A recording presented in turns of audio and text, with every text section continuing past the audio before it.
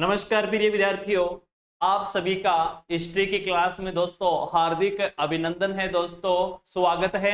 तो आपको पीछे स्क्रीन पर दिख रहा होगा कि आज अपन कौन सा चैप्टर लेकर के मैं आप लोगों के सामने आया हूं। दोस्तों हमारा आज चैप्टर नंबर कौन सा रहेगा? चैप्टर नंबर 2 रहेगा और दूसरे चैप्टर का आज पहला पार्ट हम पढ़ेंगे, यानी इसके टोटल 2 पार्ट होंगे। एक पहला पार्ट आज अभी हम पढ़ना शुरू कर रहे हैं और इतिहास सब्जेक्ट की हम बात कर रहे हैं और कक्षा कौन सी है? 12 के लिए है, ध्यान रखिएगा, ठीक है ना। चलिए अब अपन पाठ को स्टार्ट करते हैं। सभी विद्यार्थी ध्यान से एकाग्र होकर के सुनिएगा, यहाँ से भी बड़े अच्छे अच्छे प्रश्न 2 नंबर चैप्टर से देखने को मिलेंगे, ठीक है ना। तो शुरू करते हैं हमारी क्लास को। और ये रहा आपके सामने इस पाठ का नाम, और राजा, किसान और नगर। चैप्टर का नाम क्या है दोस्तों? दूसरा चैप्टर है, उसका नाम है राजा। भाई उस समय के राजाओं का काल कैसे रहा था? तो राजा, और इसके साथ में किसान है, और नगर। नगर का मतलब होता है शहर। तो हम आज बात करेंगे राजाओं की, उस समय के किसान की, और वहां के जो नगर थे, ठीक है ना। तो उसके आरंभिक राज्य यानी शुरुआत के राज्य कैसे थे और उनकी अर्थव्यवस्थाएं कैसी थी, ये कब से कब तक है? ये 600 ईसा पूर्व से 600 ईस्वी तक का। 600 ईसा पूर्व, ईसा पूर्व का मतलब होता है ईसा मसीह से जन्म से पहले का जो काल होता है वो ईसा पूर्व कहलाता है। और ईसा मसीह का जो जन्म हुआ था ना, उसके बाद का जो काल है ना, वो 600 ईस्वी का बाद का काल है। ये ईस्वी लगेगा, वहां ईसा पूर्व लगेगा, ध्यान रख लेना। तो यहाँ सबसे इंपॉर्टेंट बात क्या है? इस शुरुआत में इसमें यहाँ महाजन पद का वर्णन किया गया है। क्या? महाजन पद का, ठीक है ना। तो महाजन पद का मतलब क्या होता है? पहले तो ये सुनो, इसमें एक तो होता है दोस्तों नाम होता है जन। क्या नाम होता है? जन होता है। और फिर एक नाम होता है जनपद। क्या होता है? जनपद, ठीक है। और फिर है महाजनपद। अब सुनो, जन का मतलब होता है, जन का मतलब होता है लोग। क्या होता है? लोग। जन मतलब लोग, जनता कह सकते हो आप। जन का मतलब क्या होता है? जनता होती है। आप जन के अंतर्गत शामिल होते हो और मैं भी जन के अंतर्गत ही आता हूं। जैसे कि जनगणना, जनगणना, जन माने व्यक्ति हो गया, गणना माने गिनती होगी, व्यक्तियों की गिनती।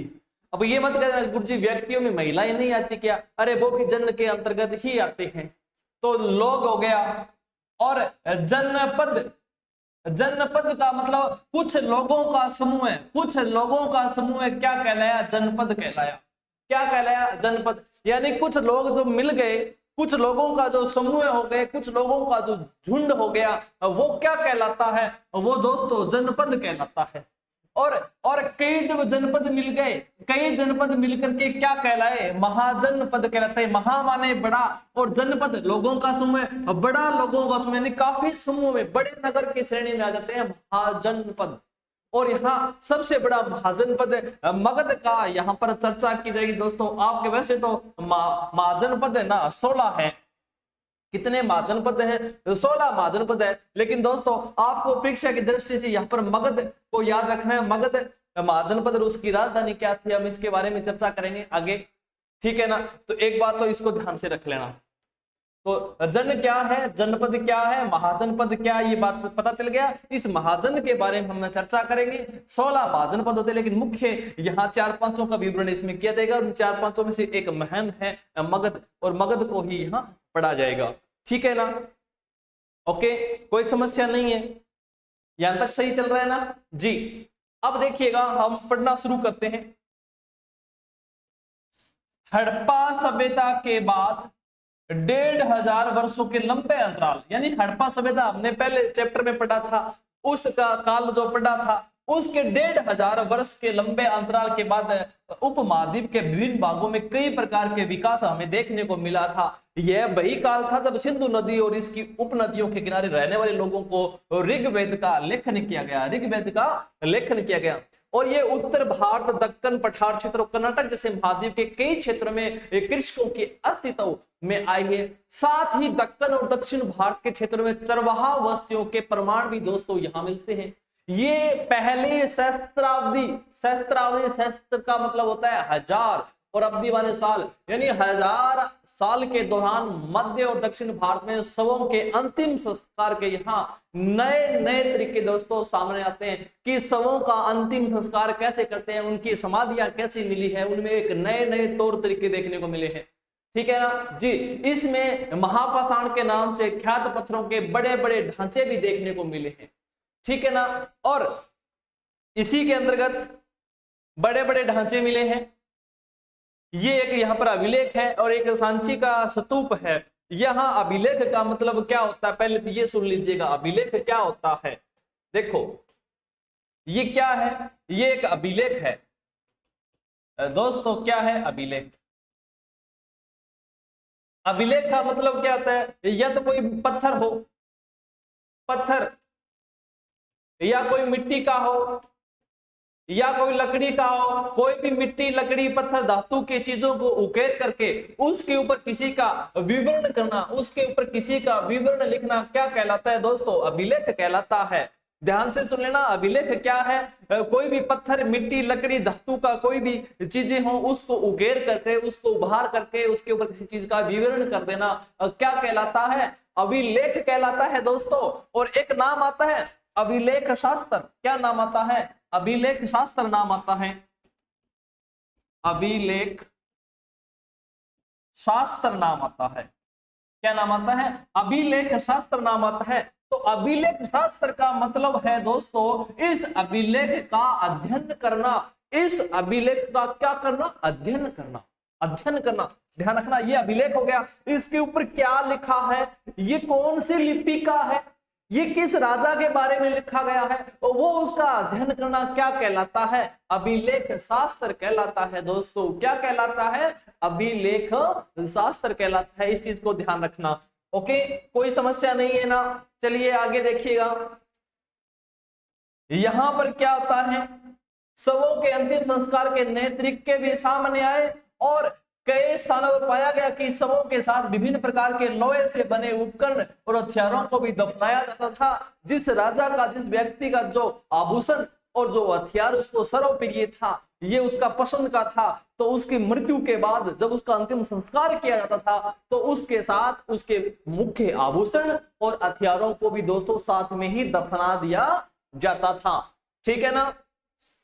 ईसा पूर्व 6वीं शताब्दी से नए परिवर्तनों के प्रमाण मिलते हैं। शायद इनमें सबसे ज्यादा मुखर आरंभिक राज्यों, साम्राज्यों और रजवाड़ों का विकास देखने को मिलता है दोस्तों। इसका पता कृषि उपज को संगठित करने के तरीके से चलता है। ठीक है ना, बिल्कुल। और ये देख सकते हो आप, ये सांची का अभिलेख है, सांची स्तूप बोल सकते हो। इसमें एक अभिलेख मिला है और ये लगभग द्वितीय शताब्दी ईसा पूर्व का मिला है। ठीक है ना। अब आपके सामने स्क्रीन पे दिख रहा होगा प्रिंसेप और पियदस्सी। क्या नाम दिख रहा है? ये देखिएगा, प्रिंसेप और पियदस्सी। ये क्या है? ये दोनों क्या है दोस्तों? ये दोनों उपाधि है। क्या है? उपाधि है। ये उपाधि दी गई थी राजाओं को। ठीक है ना। और ये उपाधि किसकी है दोस्तों? किस राजा की है? ये अशोक की है। किसकी है? मौर्य सम्राट राजा अशोक की है। ध्यान रखना। ठीक है ना। भारतीय अभिलेख विज्ञान में एक उल्लेखनीय प्रगति 1830 के दशक में जब ईस्ट इंडिया कंपनी ने एक अधिकारी जेम्स प्रिंसेप ने ब्राह्मी और ख्रोष्टी लिपियों का अर्थ निकाला। ब्राह्मी और ख्रोष्टी लिपि, ब्राह्मी जो लिपि होती है ना वो बाएं से दाएं होती है और ख्रोष्टी लिपि होती है वो दाएं से बाएं लिखी जाती है दोस्तों। इन लिपियों का उपयोग सबसे पहले या आरंभिक अभिलेखों और सिक्कों में किया जाता है। प्रिंसेप को पता चला कि अधिकांश अभिलेखों और सिक्कों पर पियदस्सी यानी मनोहर मुखाकृति वाले राजा का नाम लिखा है। ठीक है ना। जो जेम्स प्रिंसेप को पता चला, उनको सिक्के मिले। जेम्स प्रिंसेप को क्या मिले? सिक्के मिले। तो दोस्तों अधिकतर सिक्कों के ऊपर क्या नाम मिला? प्रिंसेप और पियदस्सी। इसका मतलब क्या होता है? इसका मतलब होता है सुंदर मुख वाला, यानी ऐसा मुख जो लोगों को आकर्षित करे। आपको भी ऐसे कोई सुंदर लड़का या लड़की दिख जाती है तो आप वो आकर्षित हो जाते हो, अरे वाह ये तो very nice, beautiful, is wonderful बोलते हो ना। तो वही ये है, इस पियदस्सी का मतलब यही यहां लिख रखा है ना, मनोहर मुखाकृति वाला राजा का नाम लिखा है। ये मनोहर मुखाकृति वाला राजा कौन था? ये अशोक ही था दोस्तों। ये देखो, अभिलेखों के अध्ययन को अभिलेख शास्त्र कहा जाता है। जो अभिलेख लिखे होते हैं उस पे क्या लिखा गया है, उस अध्ययन को अभिलेखा शास्त्र कहा जाता है। अभिलेख शास्त्र कहा जाता है। ओके, कोई समस्या नहीं है? देखिएगा, हाँ, इसमें प्रियदर्शी के नाम में किसका नाम मिलता है? नाम अशोक भी लिखा है। क्या नाम लिखा है? अशोक नाम लिखा है। बौद्ध ग्रंथों के अनुसार अशोक सर्वाधिक प्रसिद्ध शासकों में से एक था। ये कौन कहता है? ये बौद्ध ग्रंथ कहता है दोस्तों। इस शोध से आरंभिक भारत के राजनीतिक इतिहास के अध्ययन को नई दिशा मिली है, क्योंकि भारतीय और यूरोपीय विद्वानों ने उपमहाद्वीप के पर शासन करने वाले प्रमुख राजवंशों की वंशावलियों की पुनर्रचना की है और इनके विभिन्न भाषाओं में लिखे अभिलेख मिले हैं और ग्रंथों का उपयोग भी किया गया है। और इसके बाद विद्वानों ने अपना ध्यान राजनीतिक इतिहास के संदर्भ में और लगाया और छानबीन करने की कोशिश की। क्या राजनीतिक परिवर्तन और आर्थिक तथा सामाजिक विकास के बीच कोई संबंध था? शीघ्र ही यह आभास हो गया, पता लग गया। संभवतः सीधे संबंध हमेशा नहीं रहे थे दोस्तों। तो ये इनके अशोक से संबंधित बातें थी। अभिलेख क्या होता है? अभिलेख उन्हें कहते हैं जो पत्थर, धातु या मिट्टी के पत्थर जैसी कठोर सतह पर खोदे होते हैं। कोई भी मान लो जैसे बोर्ड है, मान लो ये लकड़ी का है या ये कोई धातु का बना हुआ है, तो उसको उकेर करके उसके ऊपर लिखना क्या कहलाता है? अभिलेख कहलाता है दोस्तों। और इसमें क्या होता है? राजाओं के क्रियाकलाप और महिलाओं और पुरुषों द्वारा धार्मिक संस्थाओं के दिए दान का ब्यौरा होता है। राजाएं होते हैं और महिलाएं पुरुष जो दान देते हैं ना, उनकी जानकारी इसके ऊपर लिखी हुई होती है, अंकित की हुई होती है दोस्तों। ठीक है ना? और यहां पर एक चीज आपको देखने को मिल रही होगी, 250 ईसा पूर्व में अक्षर 250 ईसा पूर्व में अक्षर जो ए अक्षर है दोस्तों, इस ए अक्षर को कैसे लिखा जाता? देखिएगा, इस ए अक्षर को इस पै की तरह लिखा जाता था। किस तरीके से? ये ए है, इसका लिखने का तरीका ये ए अक्षर, ये लिपि थी। और 500 ईस्वी में ये जाकर के इस प्रकार ये 4 के रूप में लिखा जाने लगा। ठीक है ना? ये अभिलेखों में इसकी लिपियां मिली है। कब? ये 250 से और ये 500 ईस्वी के बाद की बातें हुई है। ठीक है ना? हाँ, प्राचीनतम अभिलेख प्राकृत भाषाओं में लिखे जाते थे। तो पुराने जो अभिलेख हैं उनकी भाषाएं क्या थी? उनकी भाषाएं प्राकृत भाषा में लिखा जाता था। उन भाषाओं को कहा जाता था जो जन सामान्य की भाषाएं होती। जन सामान्य मतलब आम नागरिक इसको प्राकृतिक भाषा में को बोल सकता है और ऐसी भाषाओं में ही वो लिखा होता था। ठीक है ना? इस अध्याय में अजातशत्रु और अशोक जैसे अजातशत्रु बोलते हैं वैसे इसको, और अशोक जैसे शासकों के नाम प्राकृत भाषा में लिखे गए हैं, क्योंकि ये नाम प्राकृतिक अभिलेखों से प्राप्त हैं। आपको यहाँ तमिल, पाली और संस्कृत जैसी भाषाओं के शब्द भी मिलेंगे, क्योंकि इन भाषाओं में भी अभिलेख मिलते हैं। पाली भाषा में मिलते हैं, तमिल भाषा में मिलते हैं, संस्कृत भाषा में भी मिले, लेकिन अशोक के अभिलेख अधिकतर प्राकृत भाषा में मिले हैं दोस्तों। ठीक है ना? और यहाँ अनेक प्रकार की भाषाएं मिली है, लेकिन इसका उपयोग लेखन कार्य में नहीं किया जाता था। लेखन कार्य में नहीं किया जाता, केवल और केवल क्या मिले हैं? अभिलेख ही मिले हैं दोस्तों। अब उसका आरंभिक राज्य कैसे था? शुरुआती राज्य उसका कैसे था? अब महाजन पदों की यहाँ बात होती है। 16 महाजन पद थे दोस्तों। कितने महाजन पद हैं? 16 महाजन पद है। ठीक है ना? आरंभिक भारतीय इतिहास में 6ठी शताब्दी ईसा पूर्व को एक महत्वपूर्ण परिवर्तनकारी काल माना जाता है। इस काल को प्राय आरंभिक राज्यों, नगरों, लोहों के बढ़ते प्रयोग और सिक्कों के विकास के साथ जोड़ा जाता है। इसी काल में तो बौद्ध धर्म, महात्मा बुद्ध और जैन धर्म से संबंधित क्या है? महावीर स्वामी का आरंभिक ग्रंथों में महाजनपद के नाम से 16 राज्यों का दोस्तों उल्लेख मिलता है। यद्यपि महाजनपद के नाम में सूची इन ग्रंथों में एक समान नहीं है, लेकिन जो 16 महाजनपद मिलते हैं ना, ये अलग अलग मिलते हैं दोस्तों। उनमें 16 कईयों में 1-2 नाम में क्या गड़बड़ हो जाती है, आगे पीछे हो जाता है, लेकिन सभी ग्रंथों में बज्जी मिलता है। बज्जी, मगध, कौशल, कुरु, पांचाल, गांधार, अवंती।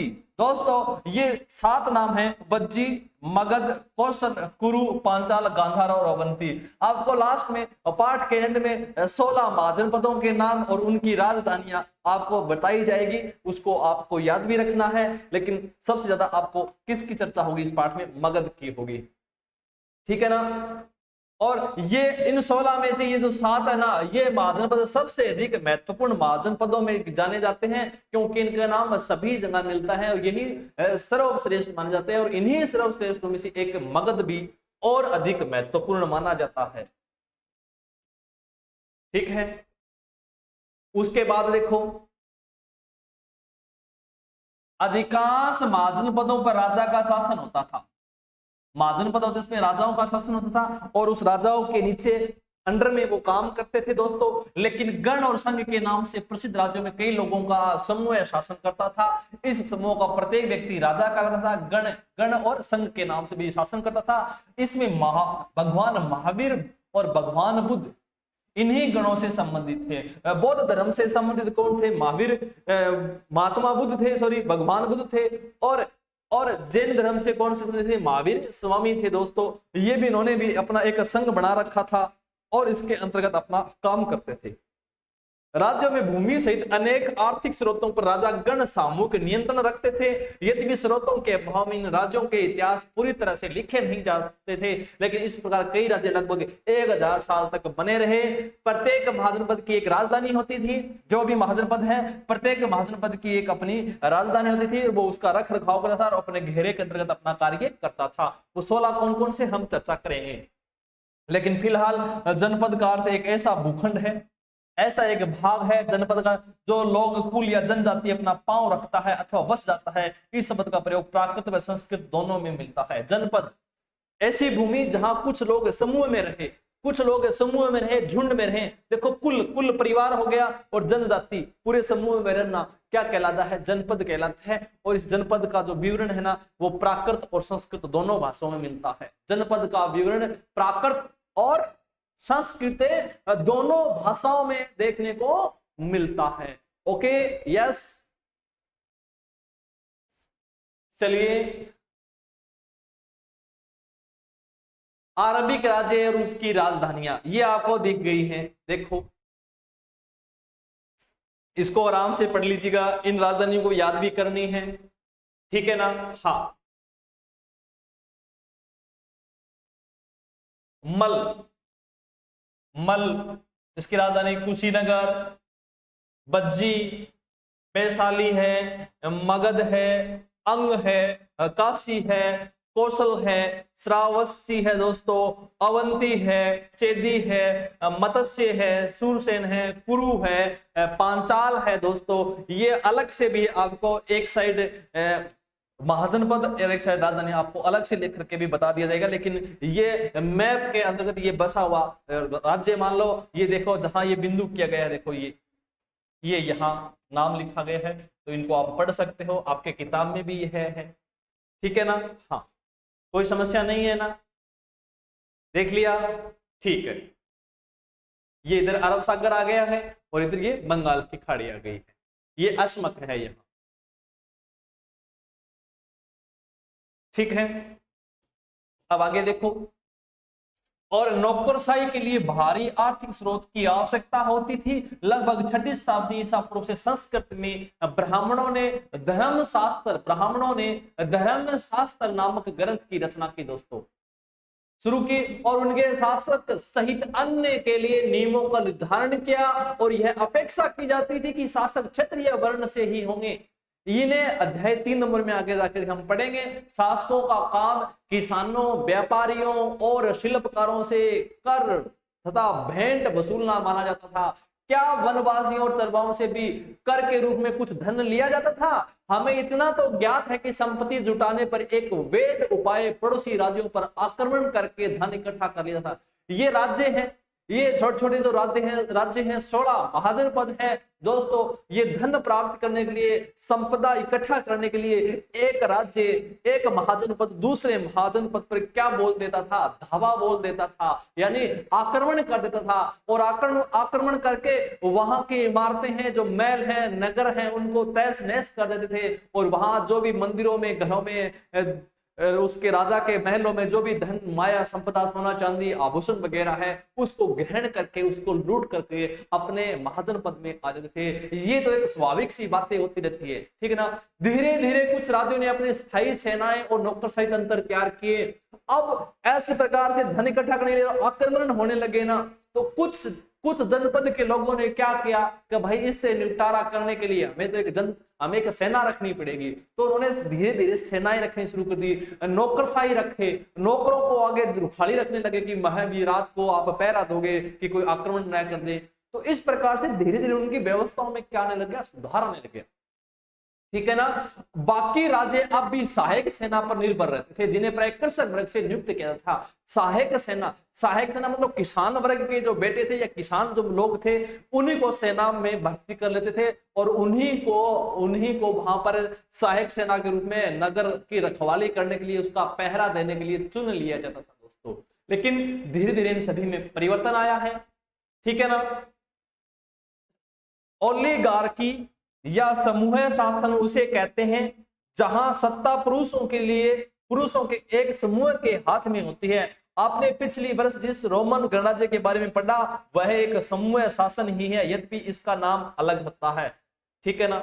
ये समूह शासन ओलिगार्की क्या है, एक समूह में शासन करना कहलाता है ओलिगार्की, ठीक है ना। ओके,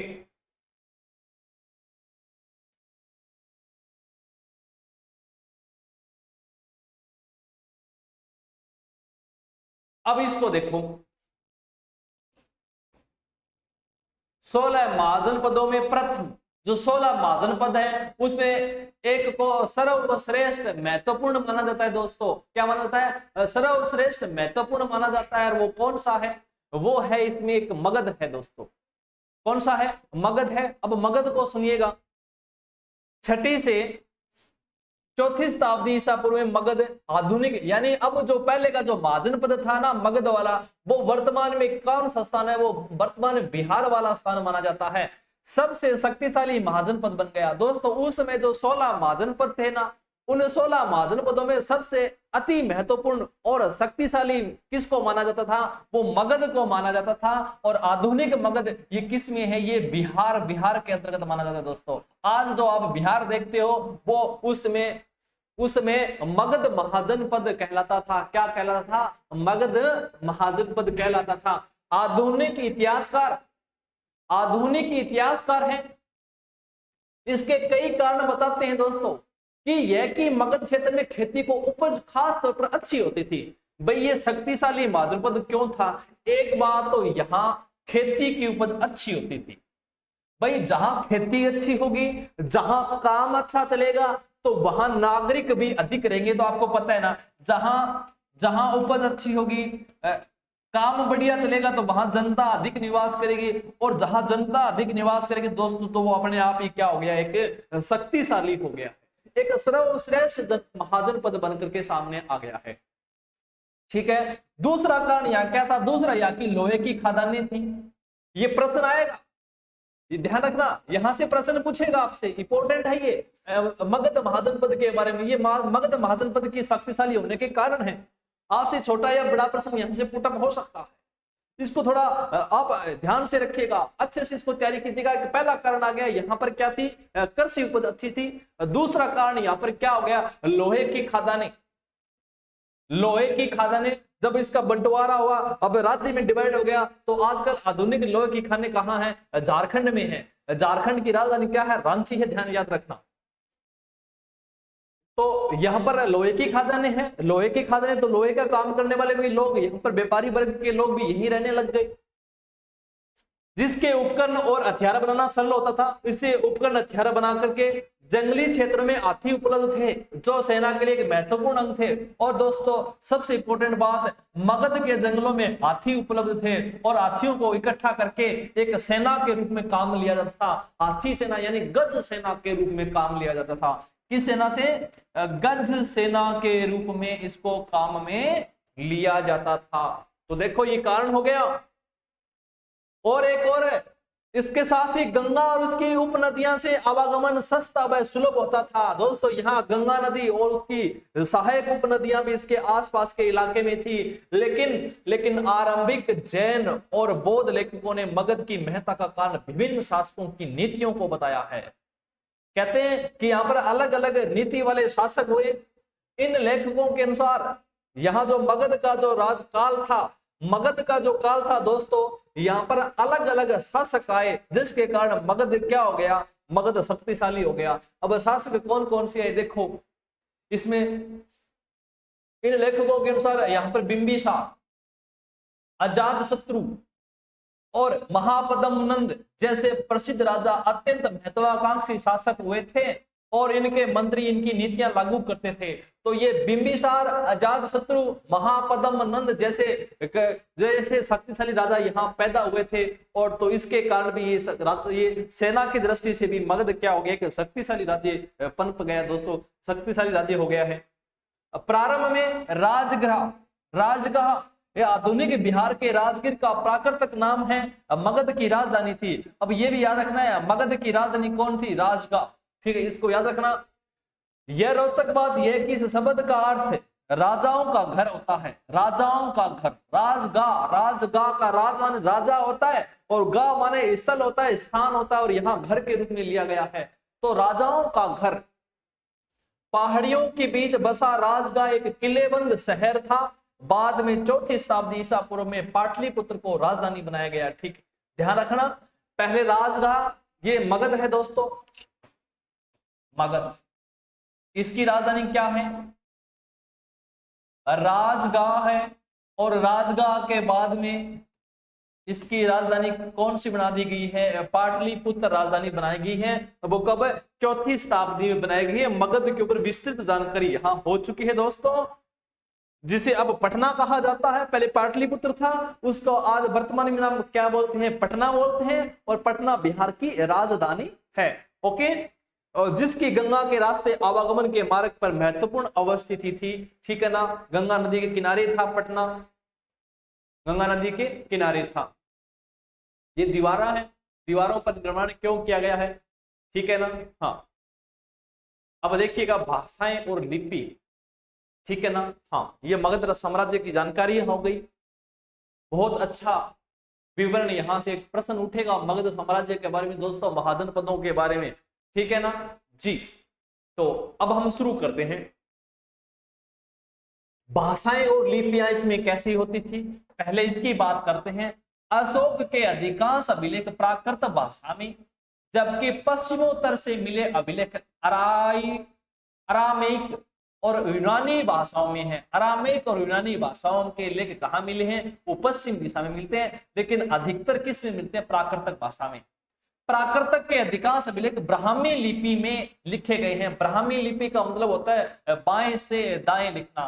ठीक है ना। जबकि पश्चिमोत्तर के कुछ अभिलेख ख्रोष्टी लिपि में लिखे गए हैं। अब ख्रोष्टी का मतलब होता है ये दाएं है और दाएं से इधर लिखना, इस प्रकार से लिखना, ये ख्रोष्टी लिपि होती है। अरामेक और यूनानी लिपियों का प्रयोग अफगानिस्तान में मिले अभिलेखों में किया जाता है। ये पूरा जो ग्राफ यहाँ दे रखा है, ये पूरा सारणी, ये बहुत इंपॉर्टेंट है, इस चीज को आपको याद रखना है। किस प्रकार से याद रखना है? सुनो, यहां पर आपको दो चीजें याद रखनी है। अशोक के अभिलेख कौन कौन सी भाषाओं में यानी है, कौन कौन सी भाषाएं में है, और उनकी लिपि कौन सी है, ये ध्यान रख लेना है। और ये अरामिक और यूनानी लिपियों का प्रयोग कहां किया गया? अफगानिस्तान में मिले अभिलेखों के अंतर्गत किया गया है। काफी इंपॉर्टेंट चीजें हैं, ये ध्यान रखिएगा। Okay, yes.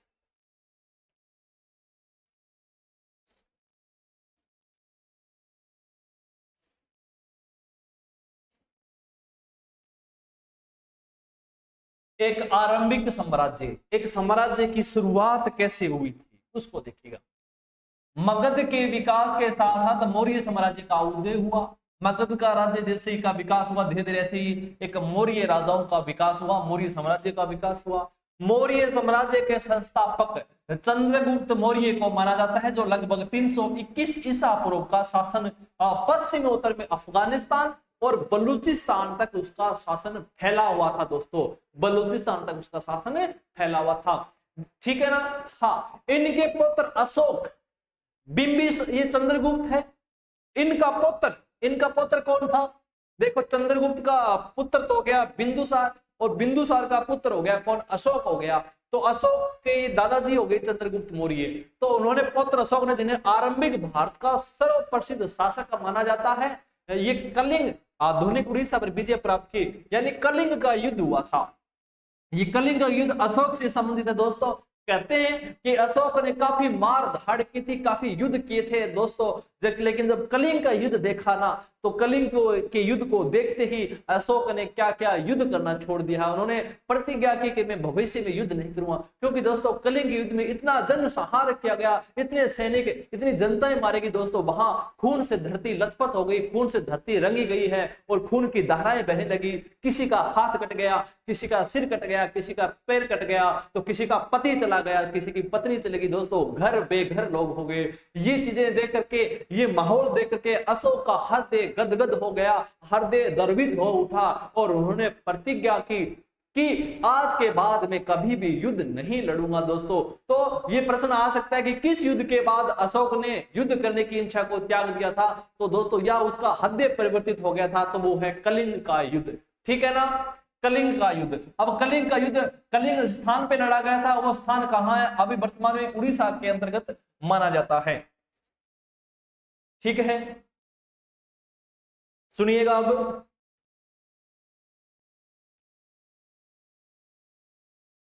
मौर्य साम्राज्य के इतिहास के विभिन्न प्रकार के स्रोतों का उपयोग किया जाता है, इसमें पुरातात्विक प्रमाण भी शामिल हैं। विशेषतः मूर्तिकला, मौर्य कालीन इतिहास के पुनर्निर्माण हेतु समकालीन रचनाएं भी मूल्यवान सिद्ध हुई है। जैसे चंद्रगुप्त मौर्य के दरबार में आए कुछ यूनानी राजदूत मेगस्थनीज, ये दोस्तों मेगस्थीन, ये कौन है? ये एक व्यक्ति का नाम है, ये जो राजदूत बनकर के आया था, यूनान से आया था। कहां से? यूनान से बनकर के आया था। और ये मेगस्थनीज ने एक अपनी बुक लिखी थी दोस्तों, इंडिका। कौन सी बुक लिखी थी? इंडिका, याद रखना। मेगस्थनीज के द्वारा लिखी गई बुक का नाम क्या था? इंडिका नाम था। ये राजदूत है, यूनानी राजदूत था। आज इसके कुछ अंश ही उपलब्ध हैं। एक और स्रोत जिसका उपयोग प्राय किया जाता है वह है अर्थशास्त्र। ठीक है ना। संभवतः इसके कुछ भागों की रचना कौटिल्य या चाणक्य ने की थी। कौटिल्य का अर्थशास्त्र, कौटिल्य ने अर्थशास्त्र की रचना की थी दोस्तों, और उसके कुछ भाग चाणक्य ने भी लिखा। कौटिल्य या चाणक्य एक ही नाम है। ठीक है ना। जो चंद्रगुप्त के मंत्री थे, कौटिल्य कौन था? चाणक्य का क्या था? कौटिल्य चाणक्य एक ही नाम है, लेकिन ये चंद्रगुप्त का क्या था दोस्तों? ये मंत्री था। साथ ही मौर्य शासक का उल्लेख प्रवृत्ति, जैन, बौद्ध और पौराणिक ग्रंथों में, संस्कृत वाङ्मय में भी मिलता है। यद्यपि उक्त साक्ष्य बड़े उपयोगी हैं, लेकिन पत्थरों और स्तंभों पर मिले अशोक के अभिलेख प्राय सबसे मूल्यवान स्रोत माने जाते हैं। पत्थरों और स्तंभ पर मिले अशोक के अभिलेख सबसे अधिक प्रिय और मूल्यवान माने जाते हैं दोस्तों। ये भी देखिएगा, ये भी स्तंभ देखो, ये स्तंभ दिखाया गया है, ये अशोक के काल का ही स्तंभ माना जाता है। ठीक है ना। तो ये कह रहे हैं अशोक वह पहला सम्राट था जिसने अपने अधिकारियों और प्रजा के लिए संदेश प्राकृतिक पत्थरों और पॉलिश किए हुए स्तंभों पर लिखवाए। अशोक ने अपने अभिलेखों के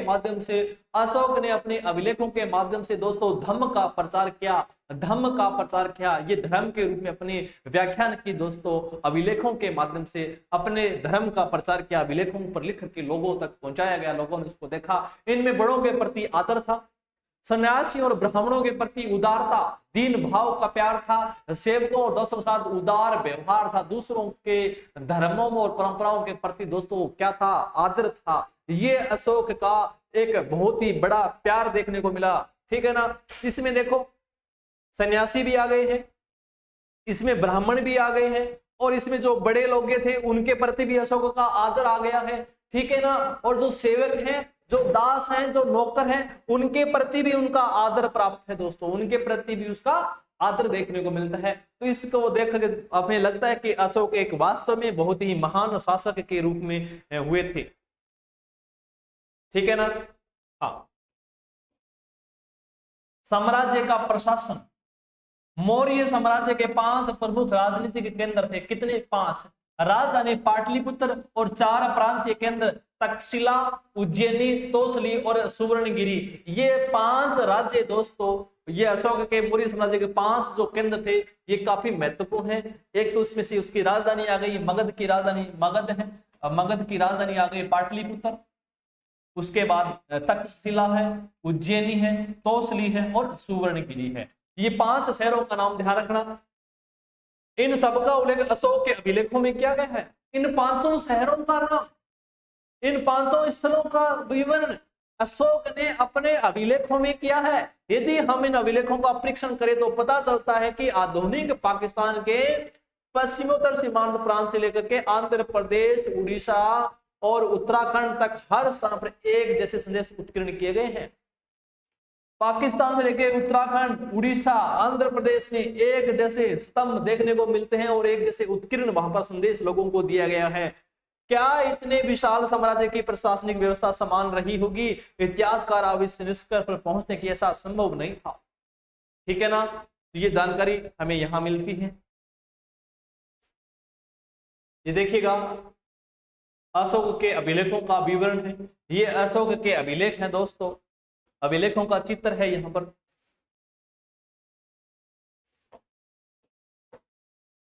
ये कालसी है, टोपरा है, बहपुर है, बैराट है, बाबरू शिलालेख है। ठीक है ना। हाँ, रूमंदेई है, रामपुरवा है, लोरिया, नंदनगढ़, लोरिया, राज, पाटलिपुत्र, ये राजधानी यहाँ आ गई है। सारनाथ का स्तंभ आ गया है। ठीक है ना जी, बिल्कुल इसको देख सकते हो।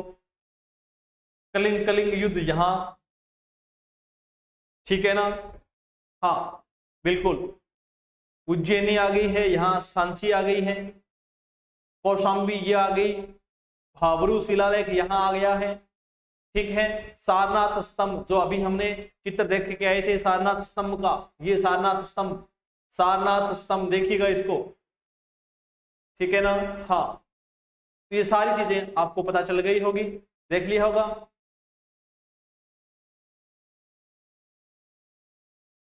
चले, केरल पुत्र पांडे चोल यहां रहते थे। अब आगे देखिएगा,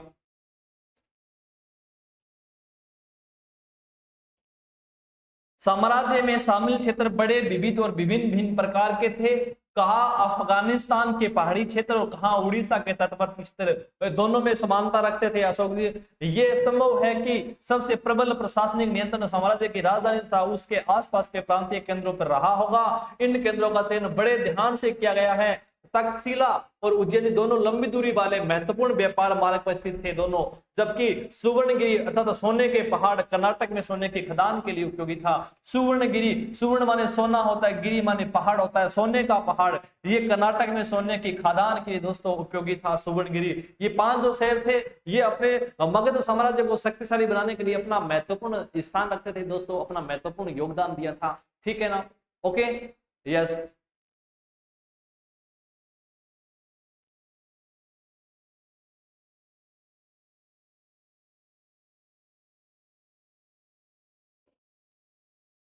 साम्राज्य के संचालन के लिए भूमि और नदियां दोनों मार्गों से आवागमन बना रहना अत्यंत आवश्यक था।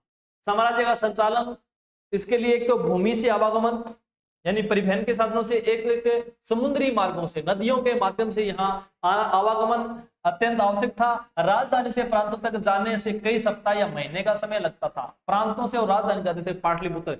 इसका अर्थ यह है कि यात्रियों के लिए खान पान की व्यवस्था और उनकी सुरक्षा भी करनी पड़ती होगी। यानी जब कोई भी जनता मुख्य केंद्र से लेकर के यहाँ पाटलिपुत्र राजा के पास अपनी फरियाद लेकर के आते हैं, तो दोस्तों ये लंबी दूरी हो गई। यहाँ ये लोग यहाँ से चल करके अपनी बात रखने के लिए यहाँ आते हैं। जैसे मान लो आप किसी भी जिले में रहते हो, आप कौन से एक छोटे से गांव में रहते हो, और जब आप अपने कोई बात कलेक्टर तक पहुंचाते हो, एसडीएम तक पहुंचाते हो, तो आपको वहां डिस्ट्रिक्ट में जाना पड़ता है जहां कलेक्टर ऑफिस होता है वहां। तो उसी प्रकार ये लोग भी चल करके यहाँ आते थे, तो यहाँ आने में उनको समय लगता था तो यहाँ आवागमन नदियों के माध्यम से होता था। लेकिन जैसे भी यात्री यहाँ आते थे तो वहां उनको रहने के लिए खाने पीने की वस्तुओं का भी प्रबंध उचित होता था, व्यवस्था होती थी दोस्तों। यह स्पष्ट प्रतीत होता है कि सेना सुरक्षा का एक प्रमुख माध्यम रही होगी। मेगास्थनीज ने सैनिक गतिविधियों के संचालन के लिए एक समिति और 6 उप समितियों का उल्लेख किया है। एक समिति और 6 उप समितियां जो क्या सैनिक गतिविधियों का संचालन करती थी, सैनिक क्या गतिविधि करते हैं उसके ऊपर एक तरीके से क्या रखती थी, नियंत्रण रखती थी दोस्तों, ठीक है ना। इनमें से एक का काम नौसेना का संचालन करना था, दूसरी यातायात और खान पान का संचालन करती थी, तीसरी का काम पैदल सैनिकों का संचालन, चौथी का अश्वारोही घोड़ों के ऊपर सवार, और 5वीं का रथारोहियों, और 6ठी का काम हाथियों का संचालन करना था। दोस्तों एक समिति और 6 उप समिति, ये 6 उप समिति जो है इनका क्या काम था, ये परीक्षा के लिए इंपॉर्टेंट है, ध्यान रखना, यहां से प्रश्न पुटअप हो सकता है। कितनी, एक समिति और 6 उप समितियां। दोस्तों इन उप समितियों का काम क्या था, एक का काम क्या था, नौसेना का संचालन करना, याद रखना इसको, इंपॉर्टेंट है। दूसरी यातायात और खान पान, यहां कोई यात्री आया है गया है उसका खान पान का संचालन करना।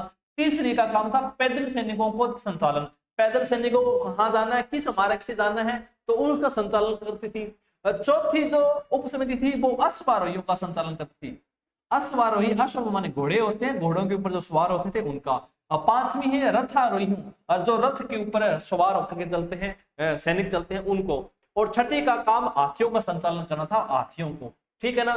तो दूसरी उप समिति का दायित्व तो विभिन्न प्रकार का था, उपकरणों के ढोने के लिए बैलगाड़ियों की व्यवस्था करना, सैनिकों के लिए भोजन, जानवरों के लिए चारे की व्यवस्था करना, सैनिकों की देखभाल करना, सेवकों और शिल्पकारों को नियुक्ति करना, ये सारी बातें यहाँ इस समितियों के माध्यम से की जाती थी। प्रश्न आ सकता है कि अशोक साम्राज्य या मौर्य साम्राज्य के समय समितियों का प्रमुख कार्य क्या था, कितनी समितियां होती थी, उनका प्रमुख कार्य क्या रहा होगा। तो दोस्तों ऐसा प्रश्न जब आए तो यहां से ये लाइन काफी इंपॉर्टेंट बन जाती है, ध्यान रखना, ठीक है ना।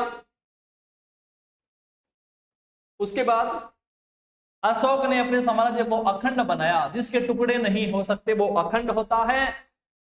ऐसा उन्होंने धर्म के प्रचार द्वारा भी किया, धर्म का प्रचार भी किया, अभिलेखों के माध्यम से किया। जैसा कि हमने अभी ऊपर पढ़ा, धर्म के सिद्धांत बहुत ही साधारण और सार्वभौमिक थे दोस्तों। अशोक के अनुसार धर्म के माध्यम से लोगों का जीवन इस संसार में है और इसके बाद के संसार में अच्छा रहेगा। धर्म के प्रचार के लिए धर्म महामात्र नाम से विशेष अधिकारियों की नियुक्ति की गई होगी, ठीक है ना। मौर्य साम्राज्य कितना महत्वपूर्ण था, इसकी क्या बातें थी, इसके बारे में भी हम चर्चा करेंगे, लेकिन उससे पहले कुछ ये बातें हाँ डब्बे में बंद की गई है। सम्राट के अधिकारी क्या क्या कार्य करते थे सुनिएगा। सम्राट के मेगास्थनीज के विवरण का एक अंश दिया गया है। ये मेगास्थनीज जो एक बुक लिखी थी इंडिका नाम की, उसका एक अंश दिया गया है, यहां देखिएगा। साम्राज्य के महान अधिकारियों में से कुछ नदियों की देखरेख, भूमि मापन का काम करता था, जैसे कि मिस्र में होता है। कुछ प्रमुख नहरों में उपनगरों के लिए छोड़े जाने वाले पानी के मुख्य द्वार का निरीक्षण करते थे ताकि हर स्थान पर पानी मिलता रहे, ठीक है ना। तो ये कुछ अधिकारी शिकारियों का संचालन करते हैं और शिकारियों के कृत्यों के आधार पर उन्हें इनाम या दंड भी देते हैं। यदि शिकारी ने कोई गलत जानवर का यदि शिकार कर लिया है तो उसे दंड भी देते हैं, और अच्छा कार्य जो करते हैं शिकारी उसको इनाम भी देने का कार्य कर रहे थे, ठीक है ना। और वे कर वसूली करते हैं, भूमि से जुड़े सभी व्यवसायों का निरीक्षण करते हैं, और साथ ही लकड़हारों, बढ़ई, लोहारों और खननकर्ताओं का भी निरीक्षण करते थे। जो ये देखिएगा, लकड़हारे लकड़ी काटने के काम करते हैं, बढ़ई, लोहार और खननकर्ताओं का निरीक्षण का कार्य भी करते थे, ठीक है।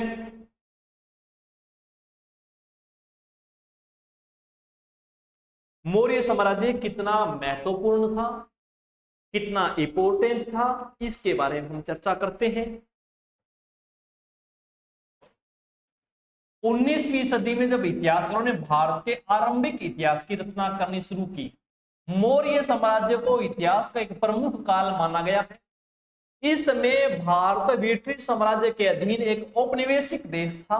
19वीं और आरंभिक यानी 19वीं शताब्दी और 20वीं सदी के शुरुआत में भारतीय इतिहासकारों को प्राचीन भारत में एक ऐसे साम्राज्य की संभावना बहुत चुनौतीपूर्ण थी तथा उत्साहवर्धक लगी। साथ ही प्रस्तर, प्रस्तर का मतलब होता है पत्थर, और पत्थर की मूर्तियां सहित मौर्य कालीन सभी पुरातत्व एक अद्भुत कला के प्रमाण थे जो साम्राज्य की पहचान माने जाते थे। दोस्तों, इतिहासकारों को लगा कि अभिलेखों पर लिखे गए संदेश अन्य शासकों के अभिलेखों से क्या है, एक भिन्न है, अन्य अभिलेखों से एक अलग है। इससे उन्हें यह लगा कि अन्य राजाओं की अपेक्षा अशोक एक बहुत बड़ा शक्तिशाली और परिश्रमी शासक था, क्योंकि उनके अभिलेख भी नहीं मिलते थे तो अलग थे। तो लोगों ने राय की कि अशोक वास्तव में एक बहुत बड़ा शक्तिशाली राजा है, परिश्रमी है। साथ ही वे बाद के उन राजाओं की अपेक्षा विनीत भी थे, विनीत मतलब दयालु भी थे, ठीक है ना, जो अपने नाम के साथ साथ बड़ी बड़ी उपाधियां जोड़ते थे। इसलिए उसमें कुछ आश्चर्यजनक बात नहीं थी कि 20वीं सदी के राष्ट्रवादी नेताओं ने भी अशोक को प्रेरणा का स्रोत माना। लोगों ने 20वीं सदी के लोगों ने अशोक को अपना प्रेरणा स्रोत माना और उनके रूप में उनकी जो कार्य संचालन था, सेनाओं का संचालन था, उसका क्या किया, उसका अनुसरण किया, उनको देख करके काम करना शुरू किया। जैसे आज भी आपके कोई प्रेरणा स्रोत रहा है, आप आज भी आपके मन में है, जैसे शहीद भगत सिंह है, महात्मा गांधी है, ये हमारे क्या है, हम उसका अनुसरण करते हैं, हमारे प्रेरणा स्रोत है कि भी उन्होंने ऐसा कार्य किए हैं तो हम उनको अपना क्या मानते हैं, प्रेरणा स्रोत मानते हैं। तो इस प्रकार से वे लोग भी अशोक को अपना क्या मानते थे, प्रेरणा स्रोत मानते थे, ठीक है ना। अपना प्रेरणा स्रोत का मतलब जिनसे कुछ सीखने को मिले, कुछ प्रेरणा मिले। Okay, yes.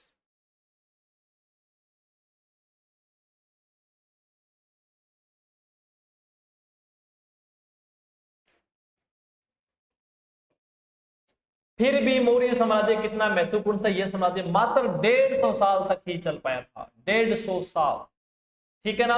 उपमहाद्वीप के इस लंबे इतिहास में बहुत बड़ा काल नहीं माना जा सकता। इसके अतिरिक्त यदि आप मानचित्र 2 को देखें तो पता चलेगा कि मौर्य साम्राज्य उपमहाद्वीप के सभी क्षेत्रों में नहीं फैल पाया था। यहां तक कि साम्राज्य की सीमा के अंतर्गत भी नियंत्रण एक समान नहीं था। दूसरी शताब्दी ईसा पूर्व में आते आते उपमहाद्वीप के कई भागों में नए नए शासक और दोस्तों रजवाड़े स्थापित हो गए थे। सेना के लिए हाथी पकड़ना, इसको देखो, किस चीज का विवरण है। अर्थशास्त्र में सैनिक और प्रशासनिक संगठन के बारे में विस्तृत विवरण मिलते हैं। मिसाल के तौर पर हाथी को पकड़ने के उपाय के बारे में उसने यह लिखा है, हाथी वनों के संरक्षक, हाथियों को पालने वाले लोगों, हाथी के पैरों में जंजीर बांधने वाले लोगों, सीमा रक्षकों, वनवासियों और महावतों के साथ मिलकर, महावत होते हैं जो हाथियों को चलाने वाले होते हैं, महावतों के साथ मिलकर 5 से 7 हथिनों को मदद से जंगली हाथियों द्वारा गिराए गए मल मूत्र को पहचानते हुए उन्हें पकड़ने का काम करते थे। दोस्तों, ये थे हाथी पकड़ने का काम। राजधर्म के नवीन सिद्धांत, दक्षिण के राजा और सरदार, ये राजधर्म के नवीन सिद्धांत थे, सरदार और, ठीक है। हाँ, हमें इन राज्यों के बारे में विभिन्न जानकारी मिलती है। उदाहरण के तौर पर प्राचीन तमिल संगम ग्रंथ में ऐसी कविताएं जो सरदारों का विवरण देती है। सरदारों का विवरण कौन देती है? तमिल संगम ग्रंथ में। और उन्होंने अपने स्रोतों का संकलन किया। विवरण इस प्रकार से किया गया, कई सरदार और राजा लंबी दूरी के व्यापार द्वारा राजस्व जुटाते थे। इनके मध्य और पश्चिमी भारत के क्षेत्र में शासन करने वाले सातवाहन लगभग द्वितीय शताब्दी ईसा से द्वितीय शताब्दी ईस्वी तक महाद्वीप के पश्चिमोत्तर और पश्चिम में शासन करने के माध्यम से कई लोगों को यहाँ शासक शामिल थे। दोस्तों, ठीक है ना। और इस प्रकार उनका सामाजिक अस्तित्व सामने आया। अब है इसके वैदिक राजा, कौन से हैं? वैदिक राजा है। वैदिक राजाओं के बाद में बात करेंगे अपन, ठीक है ना। हाँ, ये है जो वैदिक राजा, इसकी चर्चा हम नेक्स्ट पार्ट में करेंगे दोस्तों, ठीक है ना। हाँ, वैदिक राजाओं की जो चर्चा है हम अगले नेक्स्ट पार्ट में करेंगे। तो ये सेकंड चैप्टर का फर्स्ट पार्ट दोस्तों आज अपन यहीं पे समाप्त करते हैं। तो दूसरे पार्ट में फिर आपसे जल्द ही मुलाकात करेंगे। ओके, थैंक यू दोस्तों, खुश रहो, पढ़ते रहो, मुस्कुराते रहो। थैंक यू, जय हिंद, जय भारत दोस्तों।